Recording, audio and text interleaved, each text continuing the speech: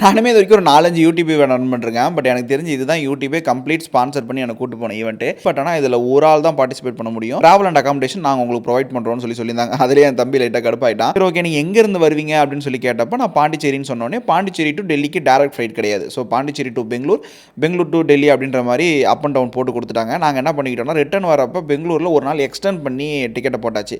ஏன்னா என் தம்பியும் நானும் வந்து பார்த்தீங்கன்னா பெங்களூர் வரைக்கும் சுற்றி பார்த்ததில்ல. அதனால் அங்கே அப்படியே ரிட்டர்ன் வரப்போ அவன் அங்கே வர சொல்லியாச்சு. ஓகே சார் எல்லாத்தையுமே பேக் பண்ணலாம்னு சொல்லி பார்க்குறப்ப என் தம்பிக்கு வந்து பார்த்தீங்கன்னா 2 வருஷத்துக்கு முன்னாடி ஒரு பேக் வாங்கி கொடுத்தேன். பக்காவான பேக். நீங்கள் அடிக்கடி ட்ராவல் பண்ணுவீங்களா, ட்ரெஸ் எல்லாம் வைக்கிறதுக்கு பக்காவாக இருக்கும். ஸோ அவனுமே வரான்றதுனால எனக்கு ஒரு பேக் தனியாகவே வாங்கிட்டேன். எல்லாத்தையுமே கரெக்டாக பேக் பண்ணிட்டு பாண்டி ஏர்போர்ட் போயாச்சு. அங்கேருந்து கரெக்டாக பெங்களூருக்கு ஒரு 1.5 மணி நேரத்தில் வந்து பார்த்தீங்கன்னா ஃப்ளைட்டு போயிருச்சு. ஸோ அங்கேருந்து டெல்லிக்கு கிட்டத்தட்ட வந்து ஒரு 2.5 மணி நேரம் ட்ராவலிங் டைமு. நம்ம ஃப்ளைட் விட்டு இறங்கி கீழே வந்தோடனே வந்து பார்த்தீங்கன்னா நம்ம பேரை வச்சுட்டே வந்து பார்த்தீங்கன்னா ஒருத்தர் நின்றுட்டு இருந்தார். சரி அங்கே போயிட்டதுக்கு அப்புறம் பார்த்தீங்கன்னா ஹோட்டலுக்கு போயிட்டோம். ஹோட்டல் வந்து பார்த்தீங்கன்னா வேற லெவலாக இருந்தது. ஏன்னா நான் என்னோட ரூம்குள்ளே என்ட்ரு ஆனோடனே வந்து பார்த்தீங்கன்னா ஒரு சின்னதாக ஒரு வெல்கம் நோட் மாதிரி கொடுத்துட்டு ஃபெரோரோ சாக்லேட் அதெல்லாம் வச்சுட்டு வந்து பார்த்தீங்கன்னா இன்ஸ்ட்ரக்ஷன் எல்லாமே சும்மா கொடுத்துருந்தாங்க. அதுக்கப்புறம் வந்து பார்த்தீங்கன்னா நம்ம பெட்டில் இருந்துட்டு ஜக்கூஸ்கி பார்க்குற மாதிரி பாத்ரூம் கித்ரூம்லாம் வேறு லெவலாக இருந்தது. எனக்கு இந்த பாத்ரூம் ரொம்ப இம்ப்ரெஸ் ஆனது வந்து பார்த்தீங்கன்னா ஒரு மிரர் இருக்குது பார்த்தீங்களா. ஸோ ஆக்சுவலாக மேக்னிஃபைங் மிரர்னு சொல்லுவாங்க. நான் கூட அது பர்சனலாக ஒன்று ஆர்டர் போட்டிருக்கேன். முடிஞ்ச ரிவ்யூமே போட்டு வரும். அண்ட் எல்லாத்தையுமே சுற்றி பார்த்துட்டு நைட்டு வந்து பார்த்தீங்கன்னா ரொம்பவே அன்டைம் ஆனதுனால வந்து பார்த்தீங்கன்னா காம்ப்ளிமெண்ட்ரி ஃபுட் இல்லை, தனியாக டின்னர் அரேஞ்ச் பண்ணியிருந்தாங்க. ஸோ அதையுமே சாப்பிட்டுட்டு தூங்கியாச்சு.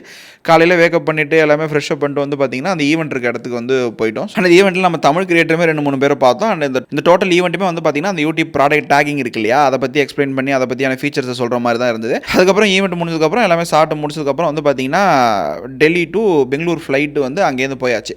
ஸோ அங்கே போனதுக்கப்புறம் என் தம்பியும் மீட் பண்ணிவிட்டு அங்கே வந்து பார்த்தீங்கன்னா பெங்களூரில் ஒன் டே ஃபுல்லாக என்னென்ன சாப்பிட முடியுமோ என்னென்னலாம் என்ஜாய் பண்ண முடியுமோ ஃபுல்லாக செக் பண்ணிவிட்டு திருப்பி வந்து பார்த்தீங்கன்னா பாண்டிக்கு ரிட்டர்ன் ஃப்ளைட் வந்தாச்சு. ஸோ இது வந்து ஒரு ஃபன்னான விலாக் மாதிரி போட்டிருக்கேன். உங்களுக்கு பிடிக்குதா இல்லையான்றதை கமெண்ட் செக்ஷனில் கமெண்ட் பண்ணி விடுங்க.